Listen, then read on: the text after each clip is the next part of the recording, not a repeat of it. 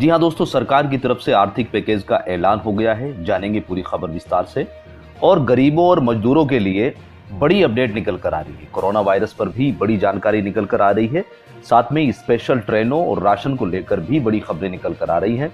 और गरीबों के खाते में भेजे जाएंगे पैसे। और अगले 24 घंटे के दौरान कैसा होगा मौसम का मिजाज, खबरों में और भी है बहुत कुछ। इसलिए वीडियो को पूरा जरूर देखिए।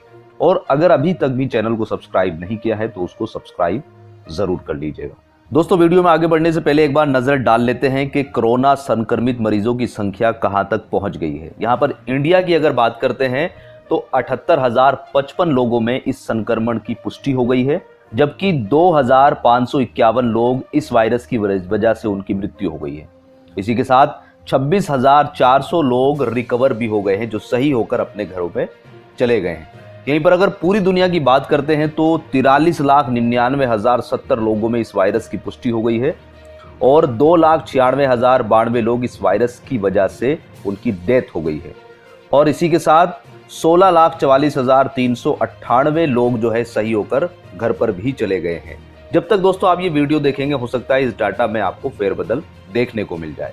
दोस्तों, सबसे बड़ी अपडेट निकल कर आ रही है कि प्राइम मिनिस्टर नरेंद्र मोदी जी ने पीएम केयर फंड से रकम जारी कर दी है मजदूरों और गरीब लोगों की मदद के लिए। जी हां दोस्तों, पीएम केयर फंड से 3,100 करोड़ जारी कर दिए गए हैं और प्रवासी मजदूरों के लिए 1,000 करोड़ खर्च किए जाएंगे। जी हां दोस्तों, कोरोना संकट को लेकर बनाए गए पीएम केयर फंड पर विपक्ष मोदी सरकार पर हमला करते हुए नजर आ रहे हैं। कांग्रेस की ओर से इसका ऑडिट कराने की मांग भी उठाई जा रही है। वहीं अब प्रधानमंत्री कार्यालय की ओर से पीएम केयर फंड के पैसे आवंटित करने की जानकारी दी गई है। कोरोना से लड़ाई के लिए पीएम केयर फंड से 3,100 करोड़ आवंटित किए गए हैं। 3,100 करोड़ में से 2,000 करोड़ वेंटिलेटर खरीदने के लिए इस्तेमाल किए जाएंगे, जबकि 1,000 करोड़ रुपए का इस्तेमाल प्रवासी मजदूरों की देखभाल के लिए किया जाएगा। वहीं पर 100 करोड़ रुपए वैक्सीन के लिए रिसर्च पर खर्च किए जाएंगे। बता दें कि प्रधानमंत्री नरेंद्र मोदी ने कोरोना वायरस की वजह से फैले संकट को देखते हुए पीएम केयर फंड की शुरुआत की थी और लोगों से उसमें दान करने की अपील की थी। इसी के साथ दोस्तों, बड़ी खबर निकल कर आ रही है कि पीएम नरेंद्र मोदी जी के द्वारा 20 लाख करोड़ के आर्थिक पैकेज की जो घोषणा की गई थी, उसका वित्त मंत्री निर्मला सीतारमण के द्वारा इस सेक्टर में कितने पैसे खर्च किए जाएंगे, पूरी जानकारी प्रेस कॉन्फ्रेंस को दे दी गई है। जी हां दोस्तों, प्रधानमंत्री नरेंद्र मोदी के ऐलान के बाद बुधवार को वित्त मंत्री निर्मला सीतारमण ने विस्तार से आर्थिक पैकेज के बारे में देश को बताया। पीएम मोदी ने 20 लाख करोड़ के आर्थिक पैकेज को आत्मनिर्भर भारत पैकेज का नाम दिया। उन्होंने कहा कि इसमें हर एक वर्ग का हिस्सा है। अब एक आदमी को आज के ऐलान से क्या फायदा होने वाला है, ये आपको बता देते हैं। दरअसल सरकार ने मार्च में 15,000 से कम वेतन वाले कर्मचारियों के एम्प्लॉई और एम्प्लॉयर दोनों के हिस्से का 12% फीसदी रकम पीएफ खाते में जमा करने का ऐलान किया था। कोरोना संकट की वजह से सरकार मार्च से रकम डाल रही है और अब अगस्त तक डालने का ऐलान किया है। यानी कर्मचारियों के पीएफ खाते में 6 महीने तक सरकार पैसा डालेगी। इस बीच जिनकी सैलरी 15,000 रुपए से ज्यादा है, उन्हें वित्त मंत्री निर्मला सीतारमण ने बुधवार को एक बड़ी राहत दी है, जिससे अब उनकी इन हैंड सैलरी बढ़कर जाएगी। ऐसे कर्मचारियों की 3 महीने तक बढ़कर सैलरी आएगी। वहीं दूसरी ओर विपक्ष की पार्टी कांग्रेस का कहना है कि इस घोषणा से 20 लाख करोड़ की जो घोषणा हुई है, उससे गरीब मजदूर और किसानों को कुछ भी फायदा नहीं होने वाला है। वित्त मंत्री निर्मला सीतारमण के आर्थिक पैकेज की घोषणा के बाद कांग्रेस के नेता रणदीप सुरजेवाला ने कहा है कि लाखों देशवासी मजदूर जो हजारों किलोमीटर की यात्रा कर पैदल घर वापस को मजबूर हैं, उनके हाथ प्रधानमंत्री नरेंद्र मोदी व वित्त मंत्री ने फिर खाली छोड़ दिए हैं। ना उनके खाते में सीधा पैसा देने की घोषणा हुई है और ना उनके घर वापसी का खर्च वहन करने की घोषणा हुई और ना ही उनके व उनके परिवार तक राशन पहुंचाने की कोई व्यवस्था की गई है। यही हाल देश के अन्नदाता किसान का हुआ है। एक तरफ बेमौसम बारिश की मार से फसल नष्ट हो गई है और दूसरी तरफ न्यूनतम समर्थन मूल्य नहीं मिल रहा है। किसान के लिए भी आज के राहत पैकेज के अंदर एक फूटी कौड़ी ना मिल पाई है।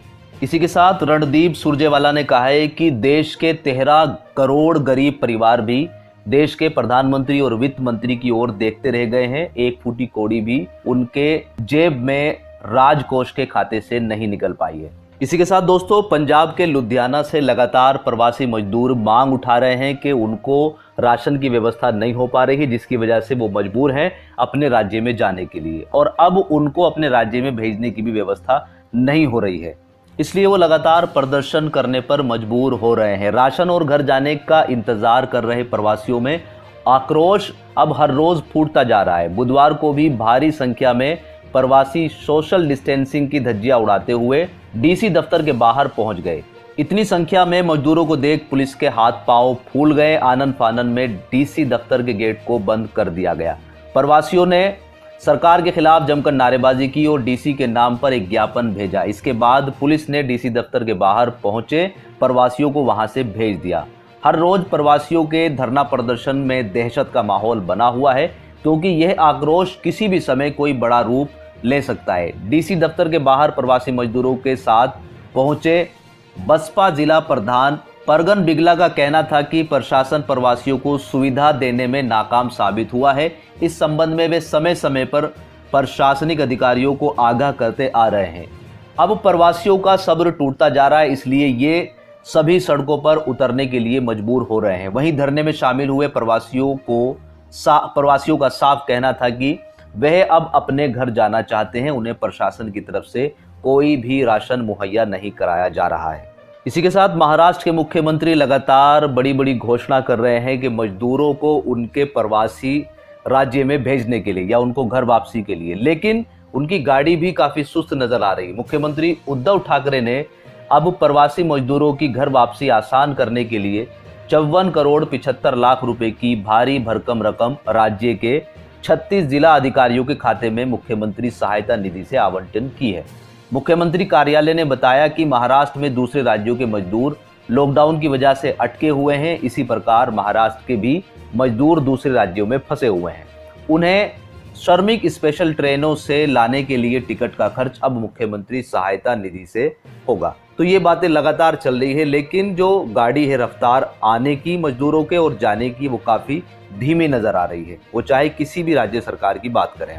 इसी के बीच राजस्थान के मुख्यमंत्री ने दावा किया है कि हमारा राज्य टेस्टिंग के मामले में किसी दूसरे राज्य से काफी ज्यादा आगे निकल रहा है। उनका दावा है कि हम प्रतिदिन 25,000 लोगों की टेस्टिंग करने वाले हैं। जी हां दोस्तों, बुधवार को राजस्थान के मुख्यमंत्री अशोक गहलोत ने ट्वीट कर प्रदेश में हो रहे कोरोना टेस्ट के बारे में जानकारी दी। मुख्यमंत्री गहलोत ने ट्वीट कर बताया कि अब तक राज्य में 1,85,000 से अधिक कोरोना परीक्षण नमूने लिए गए हैं। राजस्थान में प्रति 10 लाख संख्या पर 2,213 परीक्षण लिए गए हैं, जो अन्य राज्य की तुलना में अधिक है। मई के अंत तक परीक्षण करने की क्षमता प्रतिदिन 25,000 तक बढ़ जाएगी। इसके साथ ही उन्होंने कहा है कि किसी भी प्रवासी श्रमिक को घर जाने के लिए सड़क पर नहीं आना चाहिए। राज्य सरकार ने उनके लिए बसों और ट्रेनों की व्यवस्था की है। विभिन्न स्थानों पर शिविर भी लगाए गए हैं। उन्होंने कहा कि राज्य सरकार ने पास जारी करने की प्रक्रिया को और सरल बना दिया है। बाहर से आने वाले प्रवासियों के लिए एक विस्तृत दिशा निर्देश 11 मई को जारी कर दिए गए थे, जिससे उन्हें किसी भी प्रकार की समस्या का सामना करना नहीं पड़ेगा। इसी बीच नई दिल्ली रेलवे स्टेशन से ट्रेनों का जाना और आना जो है वो सुचारू रूप से चलना शुरू हो गया है, और जो भी यात्री दिल्ली पहुंच रहे हैं वो बता रहे हैं कि सफ़र जो है वो काफ़ी अच्छा रहा और मैं अपने आप को भाग्यशाली समझ रहा हूं कि मैं दिल्ली पहुंच पाया हूं। जी हाँ दोस्तों, सरकार ने लोगों की सहूलियत के लिए 12 मई से 15 जोड़ी स्पेशल एसी ट्रेनें चलाई हैं, जिसके चलते लॉकडाउन के कारण दूसरे राज्यों में फंसे लोग अपने घरों तक पहुंच रहे हैं। और ये 4 ट्रेनें राजेंद्र नगर से नई दिल्ली पहुंची, उसी की दूसरी ट्रेन मुंबई से नई दिल्ली और अहमदाबाद से नई दिल्ली और हावड़ा से नई दिल्ली। यहीं पर अहमदाबाद से स्पेशल ट्रेन से दिल्ली पहुंची वंदना नाम की एक यात्री ने बताया कि वे 55 दिनों से वहां फंसी हुई थी और अपने एक रिश्तेदार के घर पर रह रही थी। मैं बहुत खुश हूं और शुक्रगुजार हूं कि रेलवे ने इन ट्रेनों को चलाया है। मैंने टिकट के लिए 3 घंटे तक कोशिश की और भाग्यशाली रही कि मुझे टिकट मिल गया है। यहीं पर दोस्तों, डोनाल्ड ट्रंप अमेरिका के राष्ट्रपति लगातार चीन पर इल्जाम लगा रहे हैं कि आपकी वजह से ही पूरी दुनिया परेशान है। जी हाँ, डोनाल्ड ट्रंप का ताज़ा अटैक हुआ है और उन्होंने बोला है कि कोरोना वायरस जो है एक चीन से आया गया प्लेग है। कोरोना वायरस को लेकर चीन, अमेरिका और अमेरिका के राष्ट्रपति डोनाल्ड ट्रंप के निशाने से जल्द हटता नहीं दिख रहा है। डोनाल्ड ट्रंप ने एक बार फिर चीन पर हमला बोलते हुए कोरोना को चीन से आया हुआ प्लेग बताया। इससे पहले अमेरिका में चीन के खिलाफ एक विधेयक भी पारित किया गया। चीन पर अमेरिका लगातार जानकारी छिपाने और देर से कदम उठाने का आरोप लगाता आ रहा है। इसी के साथ दोस्तों बढ़ते अपने मौसम समाचार की तरफ के आने वाले 24 घंटे में मौसम का कैसा मिजाज होने वाला है कि अगले 24 घंटे के दौरान मुजफ्फराबाद, गिलगित, बाल्टिस्तान, जम्मू कश्मीर और हिमाचल प्रदेश में गरज के साथ हल्की से मध्यम बारिश के बीच 1 या 2 स्थानों पर तेज वर्षा के भी आसार नजर आ रहे हैं। इसी के साथ लद्दाख और उत्तराखंड के 1-2 स्थानों पर बारिश हो सकती है। पंजाब में कुछ स्थानों पर हल्की, हरियाणा में 1-2 जगह पर हल्की वर्षा के आसार हैं। साथ में ही राजस्थान में धूल भरी आंधी के साथ बारिश संभव है। मध्य प्रदेश के पश्चिमी जिलों, मध्य महाराष्ट्र, मराठवाड़ा, छत्तीसगढ़ और उत्तरी आंतरिक कर्नाटक में कुछ स्थानों पर हल्की बारिश हो सकती है। दक्षिण और तटीय कर्नाटक, केरल और दक्षिणी तमिलनाडु में हल्की से मध्यम बारिश के साथ 1-2 स्थानों पर भारी वर्षा भी हो सकती है। तमिलनाडु के शेष हिस्सों में चिटपुट बारिश हो सकती है। अंडमान निकोबार द्वीप समूह में भारी से अति भारी वर्षा होने की संभावना है। पूर्वोत्तर भारत के कई हिस्सों में मध्य बारिश की गतिविधियां बनी रहेंगी। तो दोस्तों ये थे आज के कुछ मुख्य समाचार। उम्मीद करते हैं कि आपको वीडियो पसंद आई होगी। वीडियो पसंद आई तो लाइक कीजिएगा, शेयर कीजिएगा और अपना ख्याल रखिएगा। इस वीडियो में इतना ही। God bless you, thanks for watching, bye bye.